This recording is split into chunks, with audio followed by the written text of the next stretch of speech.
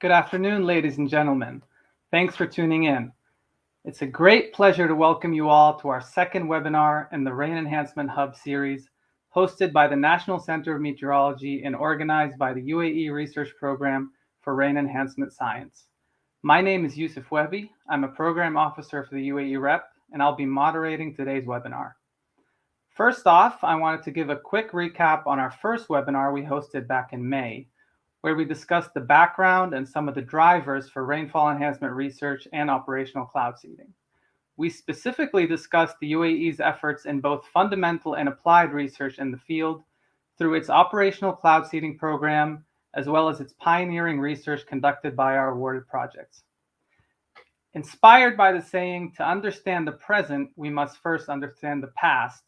And today's webinar will take a glimpse back in time to better understand the variability of rainfall throughout the past decades, specifically over the UAE, but also over the broader regional scale of the Arabian Peninsula. Joining me today to share their insights on this topic are two very distinguished speakers. Professor Taha Awarda, Canada Research Chair in Statistical Hydroclimatology at the Canadian National Institute of Scientific Research, as well as Dr. Diana Francis, Senior Scientist and the head of the Environmental and Geophysical Sciences Lab at Khalifa University here in Abu Dhabi. A couple of housekeeping points just before I hand over to the speakers to start their presentations. For our audience, please go ahead and type in your questions at any time using the chat box. We'll address your questions during the Q&A session after both presenters have completed. I now welcome Professor Taha Awarda to give his presentation on rainfall trends over the UAE. Thanks, Dr. Yusuf. Well, thanks everybody for being with us today. So I'm going to be talking about the rainfall evolution, basically the evolution of the rainfall regime in the UAE. And we're going to make sure, before I start, I want to make sure that we agree on certain definitions so that we speak the same language. So we talk often about climate change and climate variability. I want to make sure we agree on the difference between the two.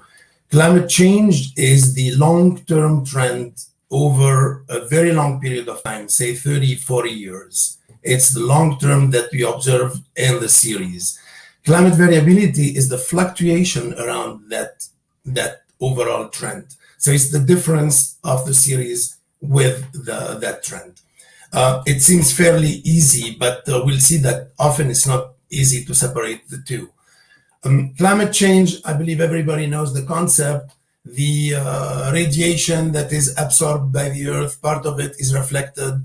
Greenhouse gases come and trap part of the reflected radiation. So the more greenhouse gases, the warmer the temperature of the atmosphere and the Earth. Climate variability is a bit more complex. So when we look at our climate, it's fairly controlled by what happens in the oceans. Oceans drive actually our climate. And oceans move huge amounts of water with a huge amount of energy. And if we look at this current over here, for instance, going from the South Atlantic to the North Atlantic, it's going to go through the Caribbean region, create all the havoc that we know every year. And then it's going to move to the east and go towards Europe, where all the heat is released. Then the current that's going to be going down near North America is going to be a cold current. So if we look at two cities at the same latitude, if we look at the city of Quebec here and the city of Paris here, they are the same latitude, but when it's minus 25 in Quebec, it's plus 15 in Paris. That difference in temperature is mainly due to what these currents are doing. So the impact is huge, okay? If the current didn't go to the right and stayed near North America, then the heat would be released here and Quebec would be warmer than France, okay? So that illustrates a little bit the impact of these currents. Now, the problem is that they're not regular. There are years where they're stronger than others and they would transport a bigger amount of heat, a larger amount. So we would have a warmer year or a colder year. It's going to influence other variables such as precipitation. So this creates interannual variability. And to try to monitor and measure this variability, we're looking at the intensity of these currents. So we're looking usually at the difference of pressure or temperature between 2 points on the path of this current. And by doing that difference, we have a measure of the intensity of the signal, because water fluids will move usually from higher pressure to lower pressure. So that would give us an indicator. So we developed a whole bunch of indices that reflect what's happening in different oceans. And those indices now represent predictors of our climate, because if we know the intensity of this signal, we have an idea about how hot or how cold the next season is going to be. There are a number of indices. One that influences what happens in the UAE is the Indian Ocean dipole, and in which we're measuring the anomaly between the temperature in the eastern and western Indian Ocean. And that would be an indicator of how strong the signal is going to be. There are a whole bunch of other indices that influence the UAE, the Southern Oscillation Index, even the Mediterranean and the North Atlantic. So the signal gets fairly complex because these indices don't have the same phase. So sometimes one is in a positive high phase, one is in the lower phase, and then it may be high phase with high phase. Okay, so the response of our climate to these indices gets fairly nonlinear, and we need sophisticated approaches to read what's happening. As I said, it seems like fairly automatic definition, climate change and climate variability, but sometimes the signals get mixed up. So if I look here at what's happening at the Koulikoro station on the Niger River in Africa, I worked on this a fairly long time ago. And when we worked with this series, we see that from the early 1950s all the way to 1990, there was a significant decrease in the stream flow in Koulikoro station. And it would have been easy to assume that this is a climate change signal. After all, it lasted for more than 40 years. So it's going to keep decreasing and we can extrapolate. Well, what happened is that starting 1990, stream flow started increasing again. So this decrease that we observed over a 40-year period is not climate change. It's actually climate variability. It's part of the fluctuations. Some of these indices have a multi-decadal signal. So the fluctuations might last for several decades. That's why I'm saying that we need to be careful when we try to separate climate change and climate variability signals.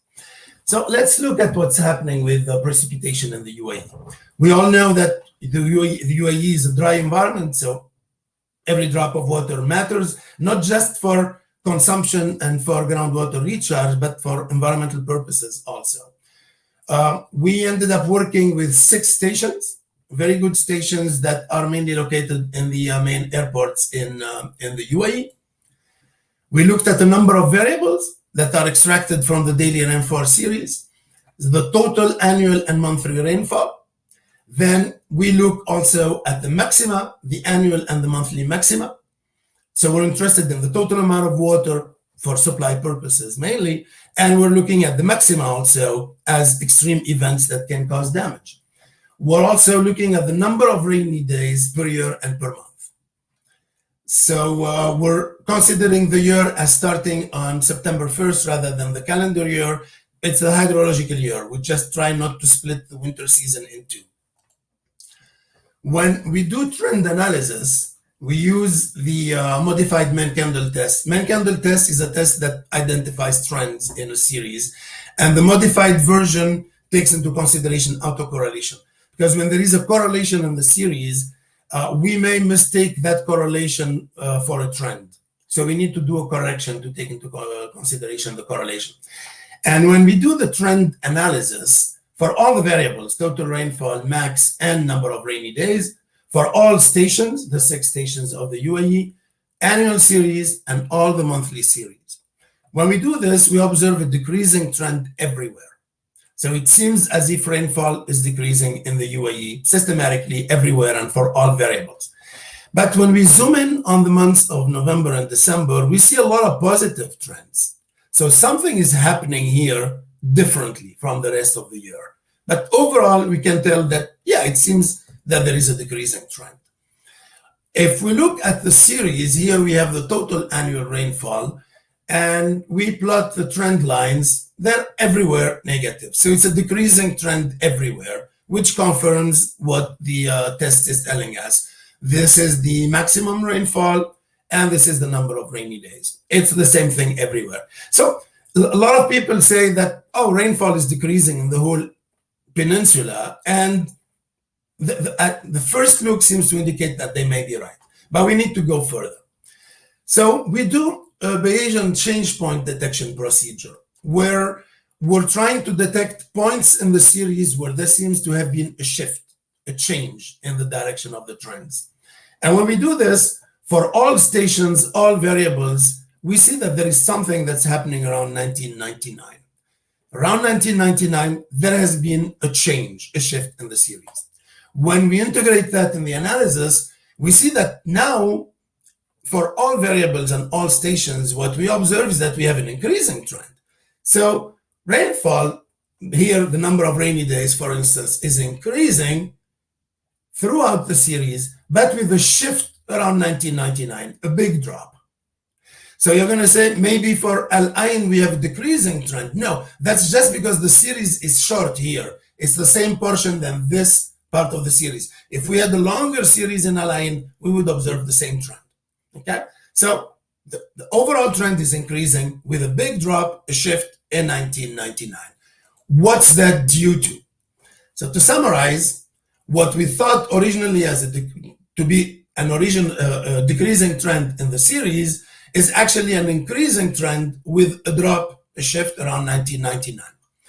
But if we go and we look at the timing of the events, what I'm putting here is in blue all the annual maxima before 1999, and in red, all the maxima after 1999. This is for Abu Dhabi Airport. And then I'm combining all stations together. And what we see is that before 1999, the extreme events, the annual maxima, are systematically occurring in February, March, even April. While after 1999, they're systematically occurring in December, January. So this decrease in the magnitude, this shift that we observed around 1999, is also associated to a change in the timing of the extreme events. They're occurring earlier. Okay, so what we ended up doing is a whole bunch of analyses to try to understand what explains this drop and this change in the timing of the extreme events.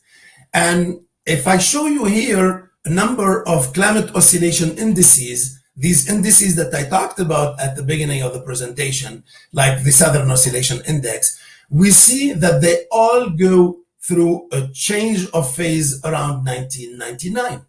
Okay, so here what I'm presenting is the cumulative sum of the index. And what we see is that around 1999, these indices go through a change in their phase. They go from a positive to a negative phase, or from a negative to a positive phase. And that has a direct impact on precipitation. So variability in the series that we have is taking place at a very low frequency. And we have observed in the whole series just one change of phase in these dominant indices, and that has been the main driver. The overall trend is positive, and the change of phase of the indices resulted in that shifting point around 1999.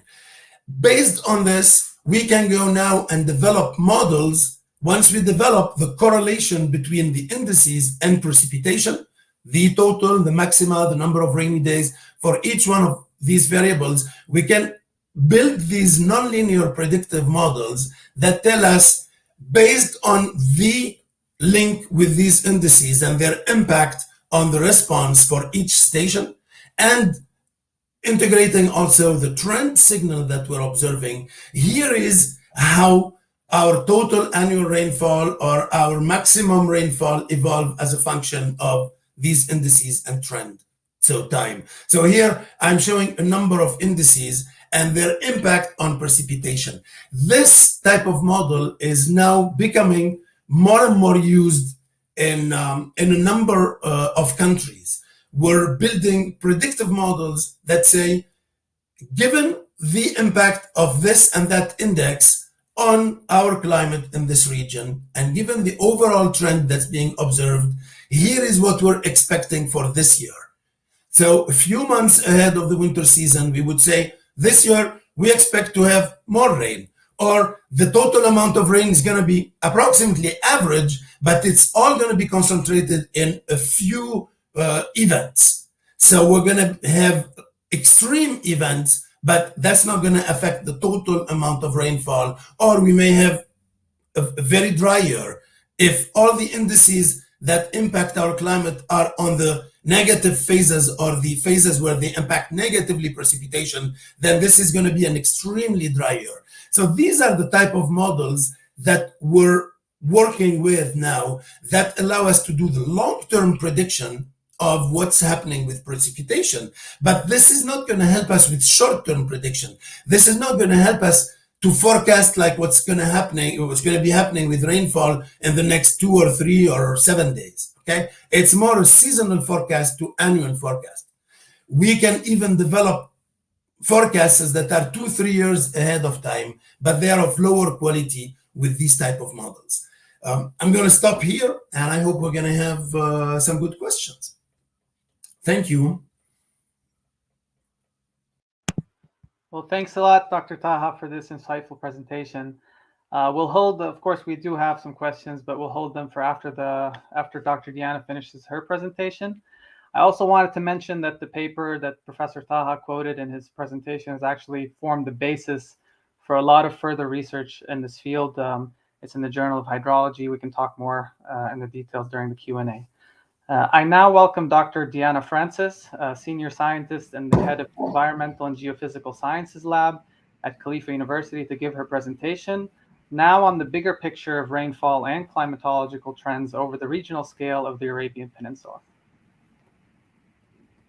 Thank you so much, Dr. Youssef. I'm very pleased to be part of this webinar, and I would like to thank UAE and NCM for organizing this series of webinar under the Rain Enhancement Hub.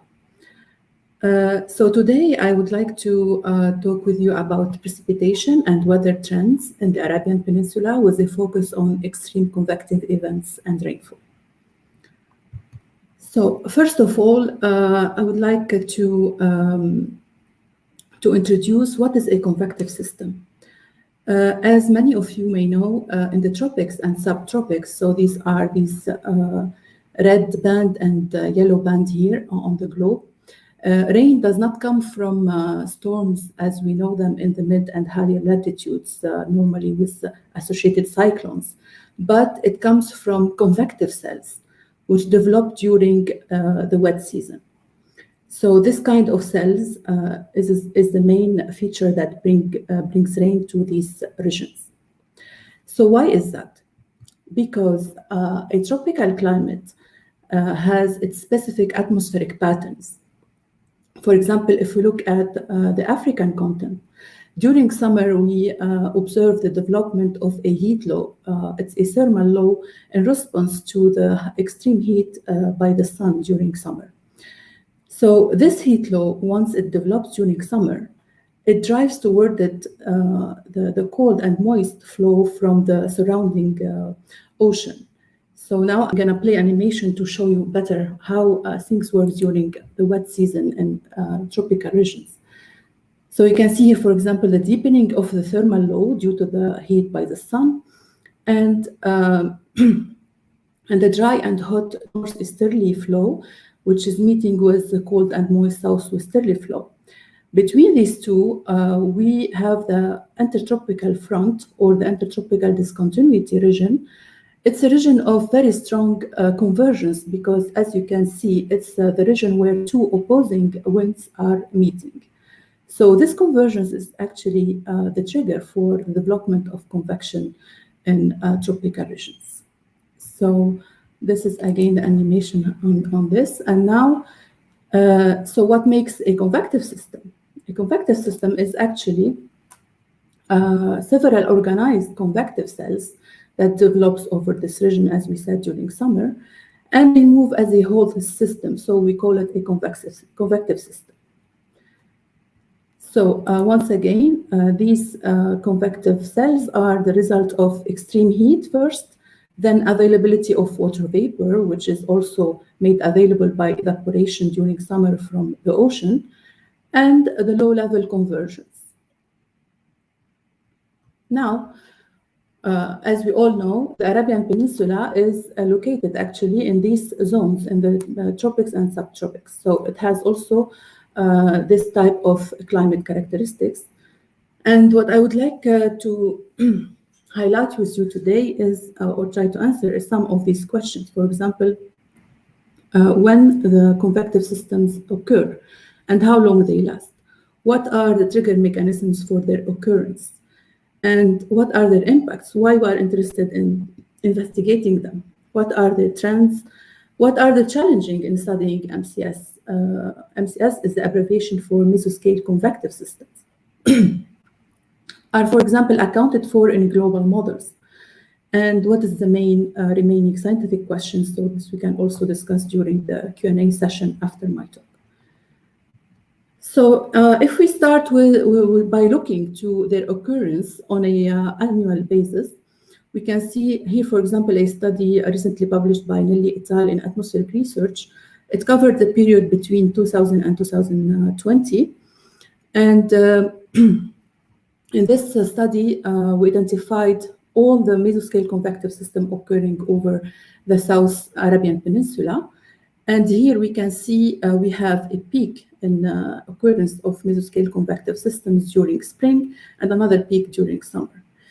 It's very important to bear in mind that the type of this mesoscale convective system is different, because the ones that occur during spring are of more larger scale, whereas those developing during summer are more locally. So they develop locally over the UAE and surrounding countries.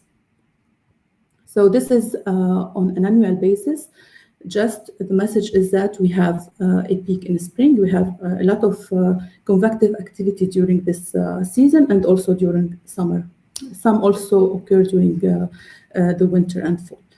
Now, if we look at the daily basis, which is the favorable time for their occurrence, we found that the most favorable hours during the day for MCS occurrence is late afternoons to evenings, which is expected somehow due to the accumulation of the water vapor in the atmosphere during the day.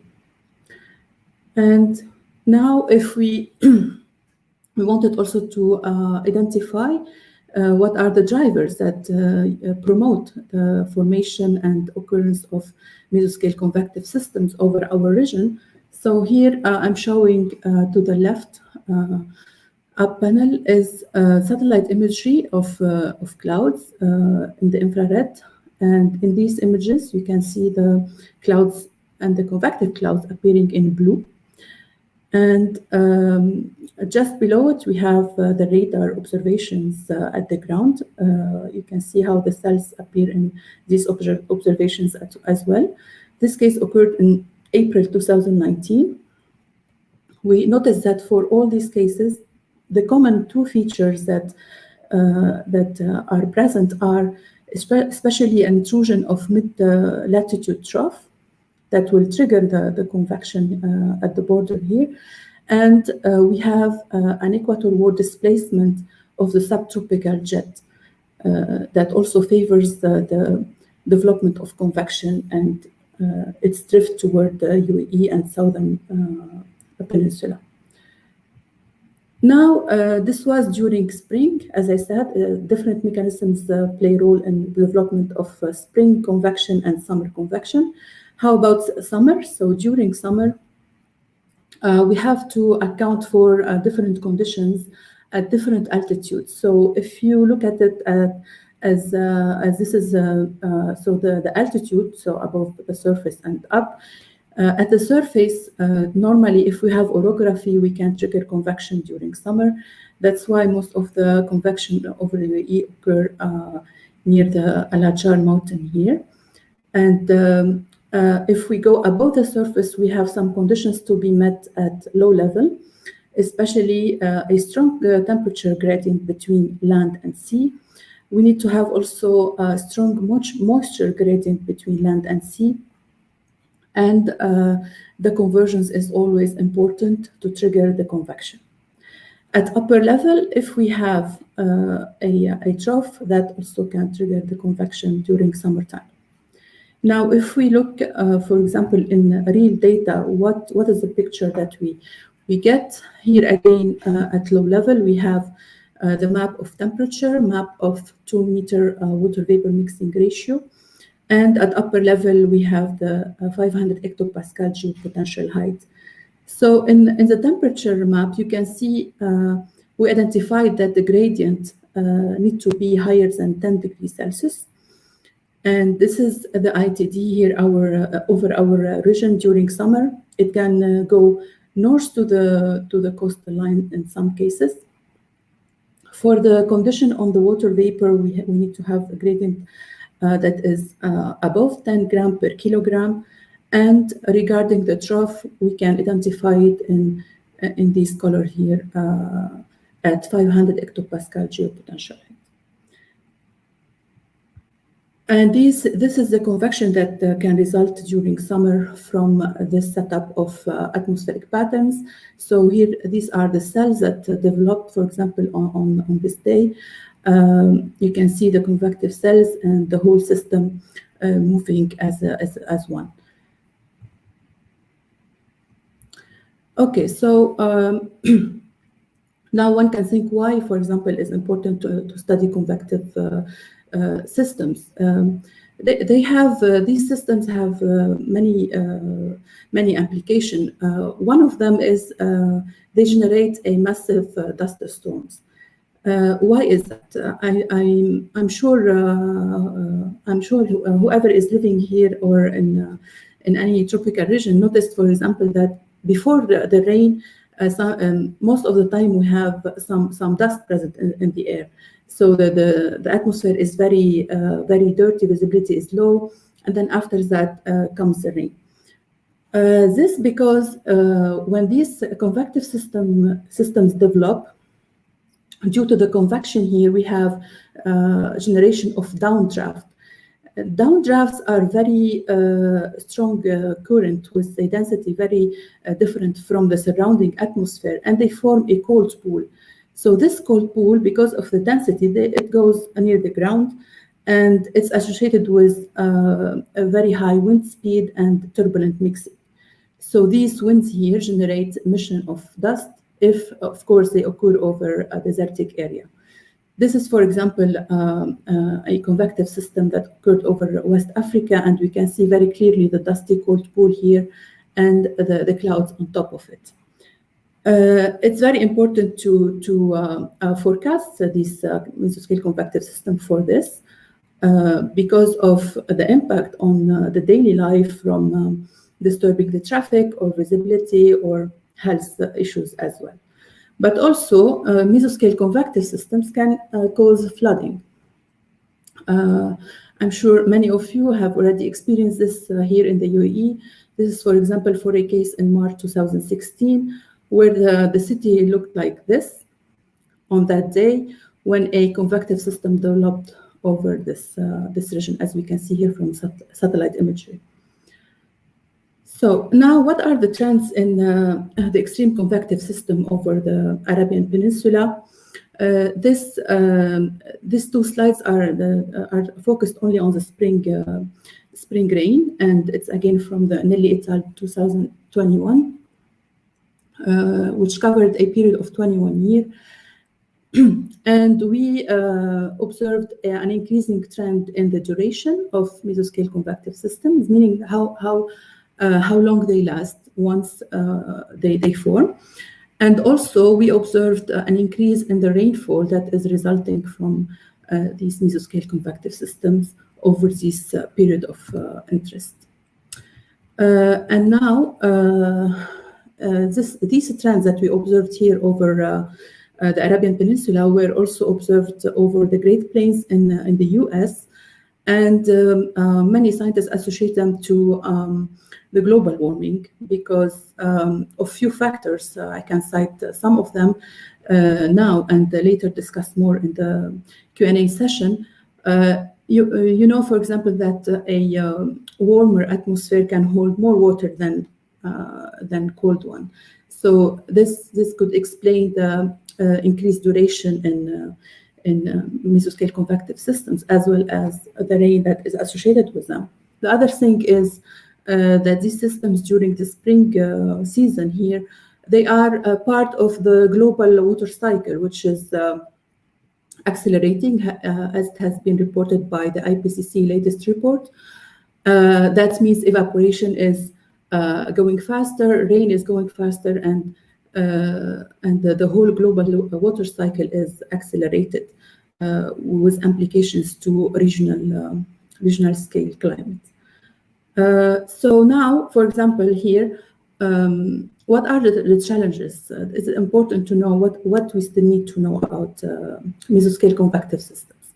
The main challenge comes from the fact that they are short-lasting weather events, less than 2 days, for example, and they are very difficult to be represented in numerical models, even at very high resolution. We have many papers trying to get the right convection at the right place and time, and this is still challenging, which make it also very challenging even more for the global climate models that are used for climate projections. And in those, actually, mesoscale convective systems are not accounted for. Our results suggested that such extreme events may be more impactful in a warming world, so this also put pressure on the need to represent them well in numerical models. On the other hand, arid regions can benefit from this increase in trends, duration and rain both. And also, another interesting aspect is to know what would be the fate or the state of mesoscale convective systems in the future under a warmer climate. That was all for me to talk about my presentation. And now I would be happy to take questions and discuss with all the attendees. Thank you. Well, thank you so much, Dr. Diana, for sharing this interesting work. I can already see so many parallels between both of your presentations, and I'm sure you both have questions for each other, but let us first take some questions from the audience.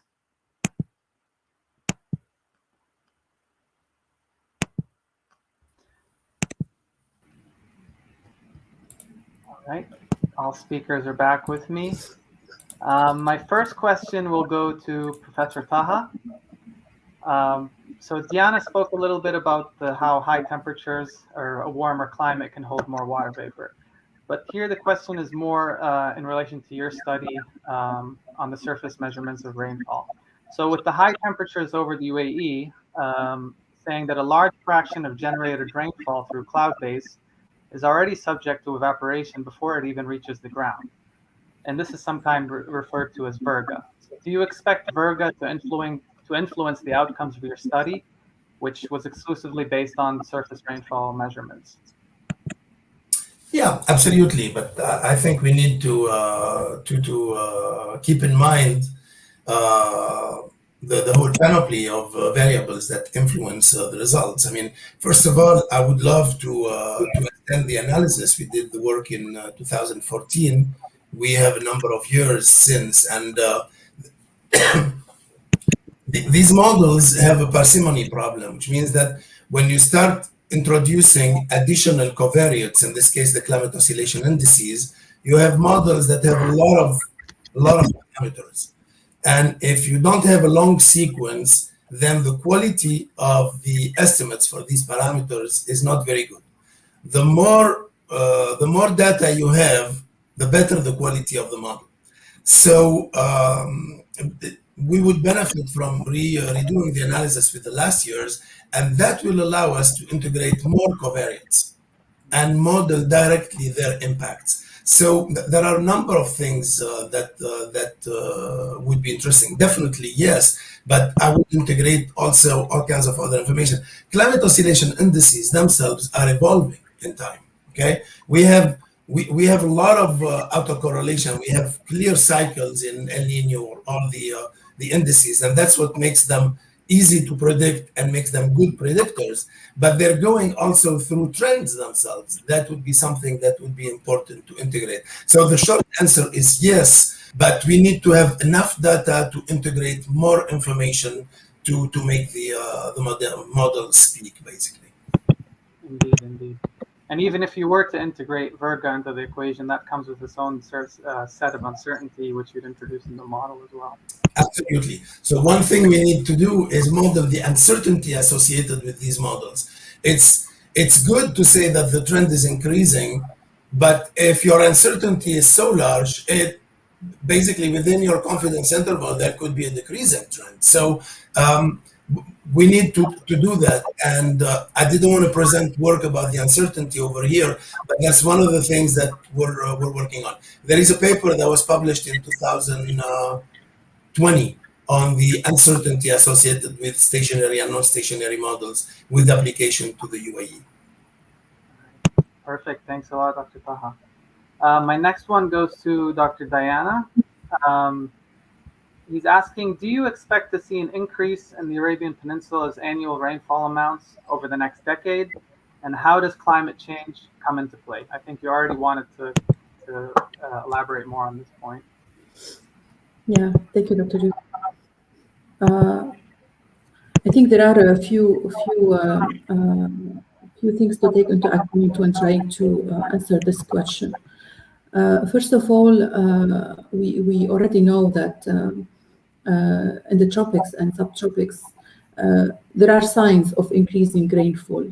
And this was actually predicted even in the fifth report of the IPCC, where some regions were too dry under warmer climate and others were to become to experience more rainfall. I would expect that the rain will be increasing, and this for different reasons. First of all, the impact of the expansion of the tropics that we are noticing, meaning that the tropics are stretching more to the north and to the south due to the increase in water vapor in the atmosphere itself, which is related again to the warmer atmosphere that now we have. The second thing is changes that are related to the melting of the ice in the Arctic. It may seem very far from us, but actually it impacts the circulation, mainly the polar jet and its interaction with the subtropical jet. So we have evidence that now the polar jet is becoming slower due to the decrease in temperature gradient between the polar region and the mid-latitude. So once we have a polar jet that is slow, that means we have more intrusion of troughs and more disturbances from mid-latitudes toward our region. And this will impact actually the rain during winter and spring, as we showed in our. So I think on an annual basis, you will have we could expect increase in rain during summer due to the expansion of the tropics and the convection in the tropics. And during fall and winter, we could expect also increase in rain due to the changes in the circulation at mid-latitudes. Okay. Thanks a lot. Back to Professor Taha. The question is, can the trend analysis and change point detection approaches that you showed in your presentation be used to quantify the impacts of cloud seeding operations on natural rainfall amounts? And if you think so, what would some of the challenges be, and of course the underlying assumptions with that? I know you spoke a lot about uncertainty, but maybe you can throw in a bit more on that. Yeah, this is a very good question, actually, because what we're observing integrates also the impact of cloud seeding activities. So the series that we're observing, the last part of it takes place during cloud seeding activities. So what we observe is that since cloud seeding activity started, we have an increasing trend in precipitation. But which part of that trend is related to the natural cycle of precipitation and which part is due to human activities? That leads us to a whole other type of analysis, because correlation is not sufficient. You can have a correlation between two variables, but that doesn't mean that there is causality between them, that one leads to the other. So here we need to go to other type of approaches, what we call fingerprinting techniques, which have been used, for instance, to separate the natural climate change signal from has been induced by human activities in a few papers. And we need to use those approaches now to go and separate that increase in precipitation, which part of it is due to cloud seeding activities and which part is a natural cycle. And that work hasn't been done. So the answer is yes, it can be done. We should have enough data to get some reliable answers, but that work has not been done. All right. A follow-on question to Dr. Diana, to your earlier response.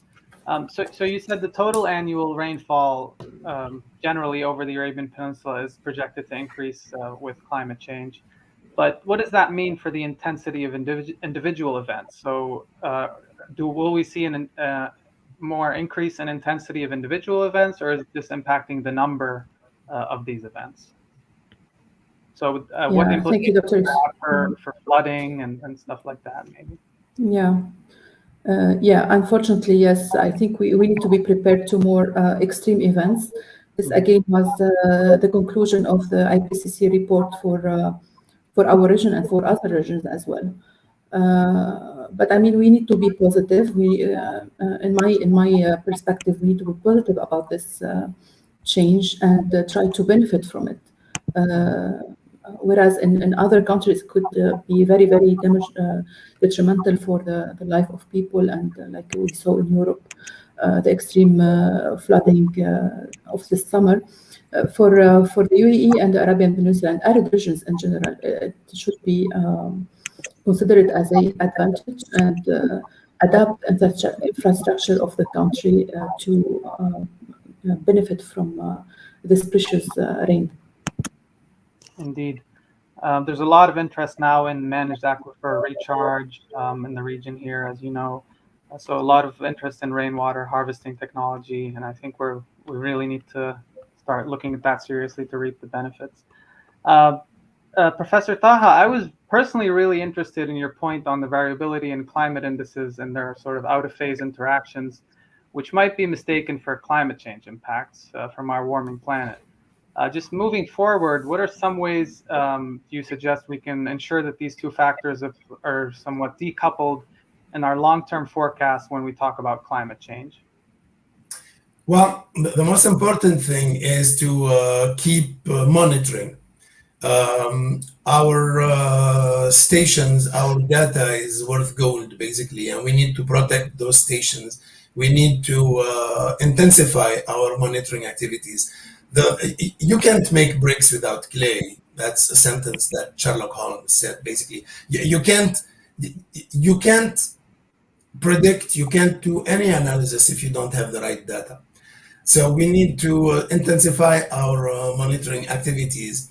And with the amount of data that's being collected now in the UAE, I think we're starting to have enough information if we integrate all sources of data, but there is a framework to do that. We can do that in a Bayesian framework fairly efficiently. We can integrate all sources of information to really push our analyses about these questions that you're raising. We have already at least a cycle of even the multi-decadal indices, the longest phases, okay?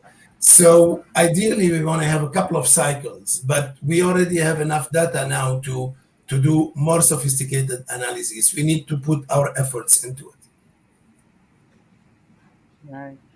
Well, I mean, you really hit my next question head on, Professor Taha, because the next question came just now, and it's asking, And I think both of you, of course, can feel free to comment on it. Would you both support setting up a regional scale climatological monitoring network over the Arabian Peninsula? So sort of a regional scale monitoring network. And what are some of the incentives we can offer to policymakers for them to support better coordination between weather services across the region here? Go ahead, Dr. Diana. Yeah, this is excellent, idea. Because as Dr. Taha said, we need sustained and long-term data to build on it, especially for sensitive questions such as the impact of climate change on this or that. So a single point is very difficult to rely on. And it's really a good idea if we can get to a network that cover all the region and that is maintained and up to the standards and can be relied on to have the trends over our region. I know now it's very segregated by countries or by even institutions sometimes. So as motivation for the policymakers or the decision makers to set this is, we will all be affected by whatever change will happen in the region. Let's say the flooding or the weather system will not stop at any border. It's something that common. We are under the same sky, so we should be prepared. And as I said, the trends in precipitation could also be used as motivation to have these data, because if, for example, we have a robust data network, we can build on this to predict the flooding, the amount of rainfall that will fall in this region or in this area, and then based on that, this information can be communicated to municipalities, to ministries that are in charge of the urban design, the infrastructure, and in the countries in the region. Yeah, I don't know if I have something to add, honestly. Dr. Diana, I think, provided the full answer. Nature does not recognize the frontiers. And by putting all the data, by sharing data, by putting all the data under the same roof, we can do better analysis, more precise and more sophisticated analysis. So the answer is definitely it's a positive. It would be a positive thing, yeah. Great, and I just maybe can say that both your presentations are actually just firsthand testimonies on the importance of having this monitoring, just to better understand our climate here in the region, which is indeed very complex. There's one open-ended question, but before that, maybe Taha, if you have any specific questions, Diana on her work, or Diana, if you want to have any questions for Taha, please go ahead. I would love, yes, I have Dr. Taha. So do you have a plan to extend your analysis to recent years?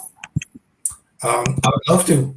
That's why I'm here. I want to maintain the link with the group of friends I have in the UAE, and there are interesting analyses that need to be done. I hope we're going to get to work on this together. So the answer is yes. Definitely the pandemic affected our work and our capacity to see each other and communicate and all, but hopefully now things are going to be improving, and I'm looking forward to working with you, hopefully in the near future. That's great. Yeah. So I have a number of questions for Dr. Diana, but I don't want to keep people here till tomorrow morning. So we'll speak about this outside of the webinar framework. Yeah. Well, now I have to force you to acknowledge this webinar session if you ever publish together and do future work together. Definitely. Just to leave everybody with an open-ended question before we just wrap up. Do you both agree that there's about the general statement that wetter places will get wetter and drier places will get drier in our current understanding of where we're going in terms of climate change? Taha, you can go first if you'd like.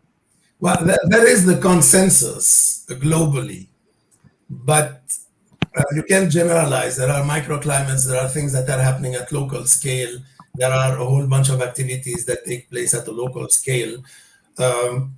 If we're doing cloud seeding activities in the UAE, for instance, basically that's going to increase the amount of rain in the UAE, and that's a local that's a local phenomenon, a local consequence. So yeah, the consensus is globally the ones that caused climate change are not the ones that are suffering from it, and dry places will get drier. But I think we need more refined analyses to understand what's going on. Great. Go ahead, Dr. Diana. Yeah, I think Dr. Taha covered very well. We until now we have maybe the first signs, but could be also some variability, or but we will need certainly to investigate this more in depth to really make a statement about it. Yeah. All right. Well, thank you very much to both my distinguished speakers that joined me today. It was really a pleasure listening to both of you and sharing your research with us. Thanks to our audience, and whoever missed the webinar can, of course, watch it on our uaerep.ae website. It will be archived there. And yeah, please stay tuned for our third webinar coming soon. Thank you very much, everybody.